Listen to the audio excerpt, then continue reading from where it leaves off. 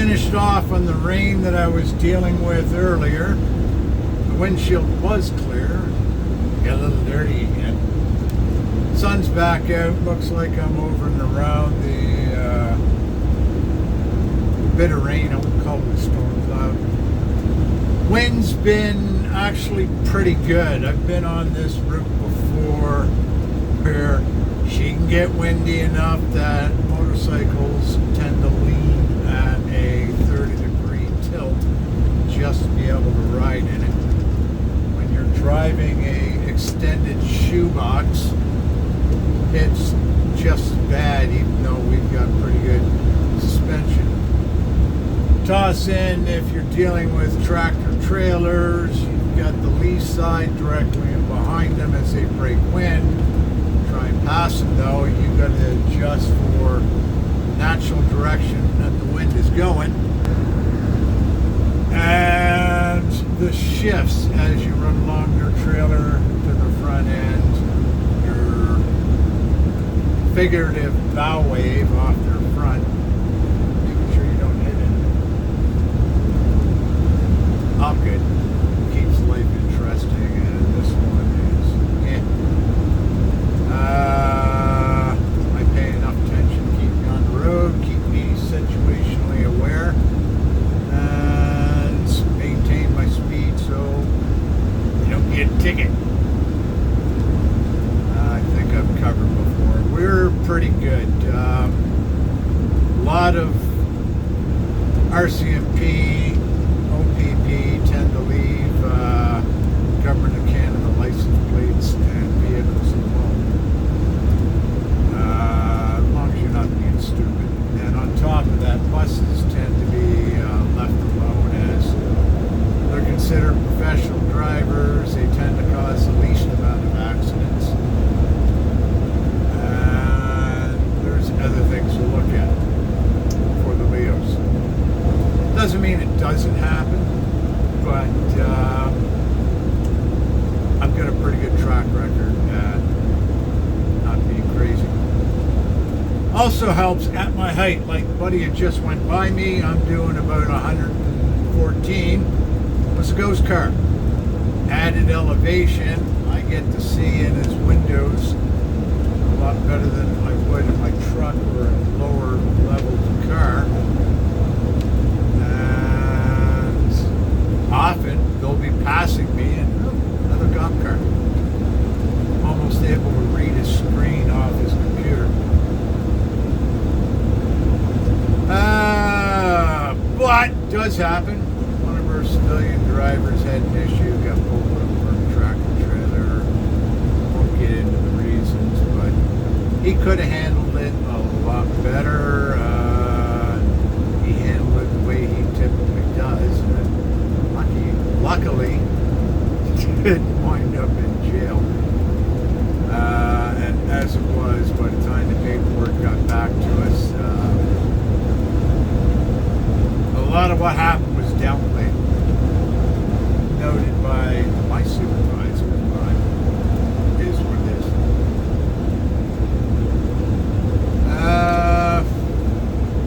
Bathroom breaks, haven't really needed to do too many, and I probably won't until I get back.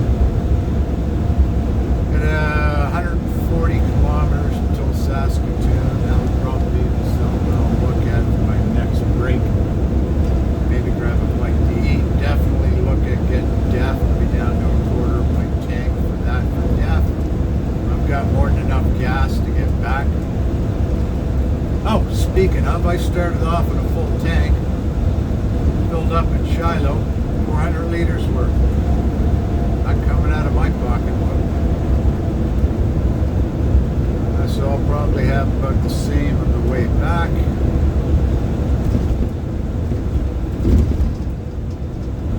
And go with that. Not all our drivers have that luxury, but 3 of them deal with gastro issues. They've got a literal or figurative chit saying cannot be employed too far from the bathroom. It can run from Crohn's to IBS. Make that we have 4. One of them is missing a part of his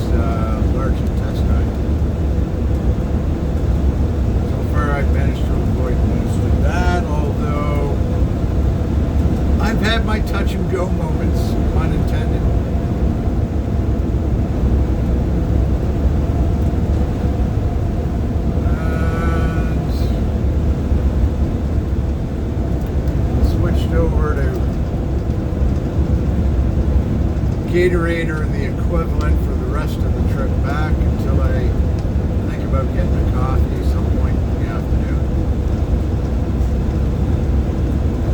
Somebody turning up ahead. I've got a passing lane.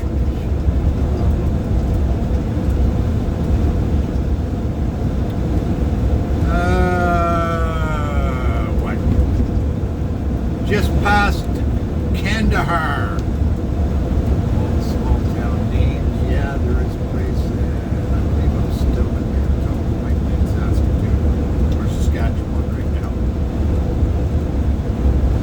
Whatever province has Quill Lake in.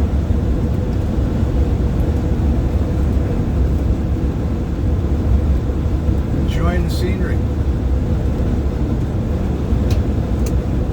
Nice.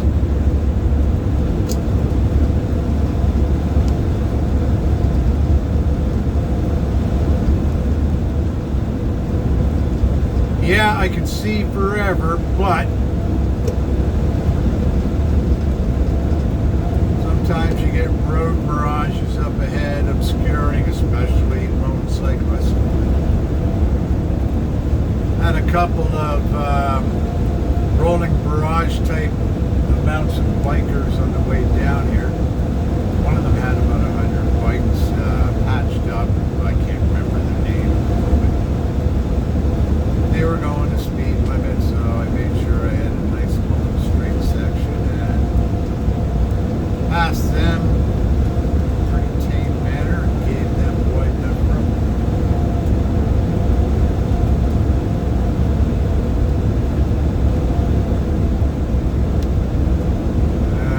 Don't mind me, I'm just paying attention to the road right now. I'm also going to need to top up my windshield washer fluid.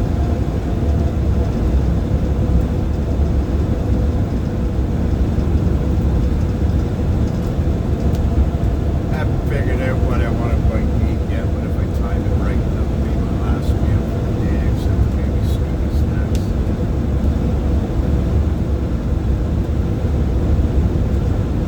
Farmers are out doing their thing, looking at the moisture on the ground. They got a good amount of snowfall that turned into filled bunkers. The ground's dry enough to put the heavy equipment out there. Already had to deal with some farm equipment that taller than the bus and include trailers longer. Can't say I've had the privilege of doing that outside of a Massey Ferguson.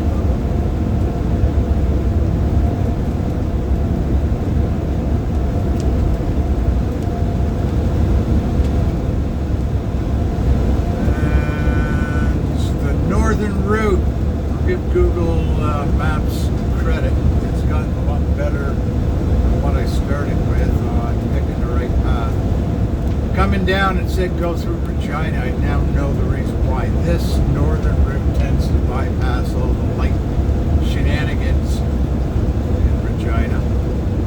But there was enough construction on the road, that was the better route to take. Saturday I had less construction to deal with on the return trip, so I went that way, but I still got stuck at construction set of stoplights.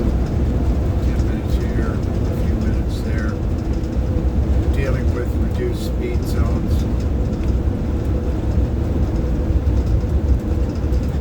Oh well, long drives, it really doesn't matter as long as you're consistent with maintaining a steady speed. And you're not taking that many breaks. Allow the people that you pass you again.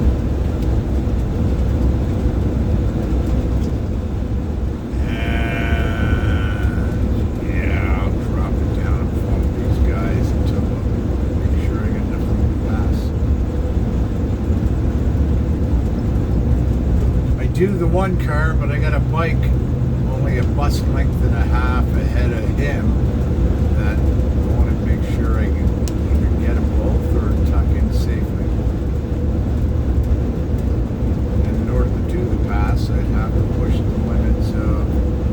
the Leos would pay attention to.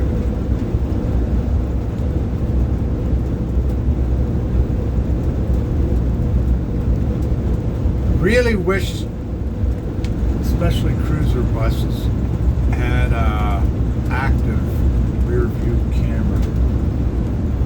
You can do it with the mirrors, but you gotta judge back and forth just to make sure you get nobody in behind you.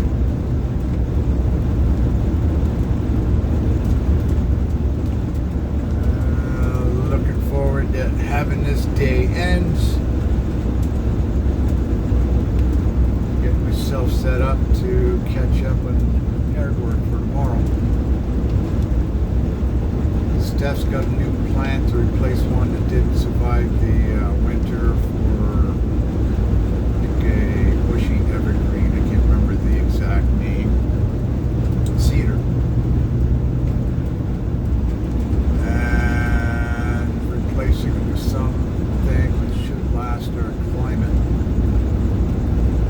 Less about the cold temperature. We don't tend to get enough moisture in the ground over the winter to keep that zone tolerance, I can't remember what it is, alive.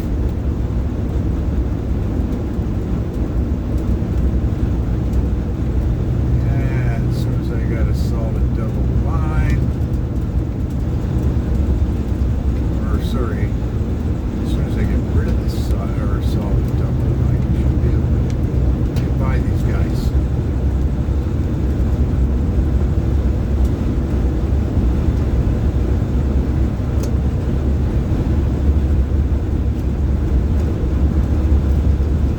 Mike at least pulled that ahead.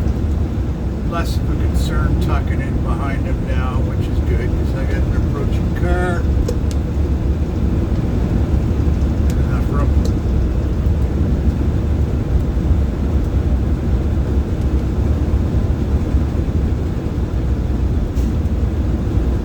Slow her down so I don't wind up freaking out. Long cruiser in front of me, dealing with cars. Poorly anticipating how much room he had to pass. Alright, may do a couple more videos in the direction I wanted to take this, but slipped my mind as I was paying attention to what I was driving to. Before I end this one, I'm going to strive for getting this week a update. Backyard is sorted out enough that I can get back up doing the outdoor activities, but a lot of that's tied into what I do for getting Sarah to swimming, which is now 4 days a week, and that cuts into my available time even with a fairly early dismissal. I've got time to do a quick walk with the dog, less time to do outdoor activity, so I rely on what I can do along the river by the University of Alberta. And I do use my stick quite a bit post walks there, just for basic stretch. I do have my weights in my car, I could add that. It's kind of funny to do it in the parking lot, but a lot of the university students already do their own activity in that little zone around the basketball courts and or the soccer pitch. Actually impressed too with the generation of students who are active into running and fitness. Keep hearing about kids these days, but I'm seeing some really fit people doing what they do there. All walks of life and ages. Alright, entering a town, doing 80, so gotta pay more attention. You have a good day.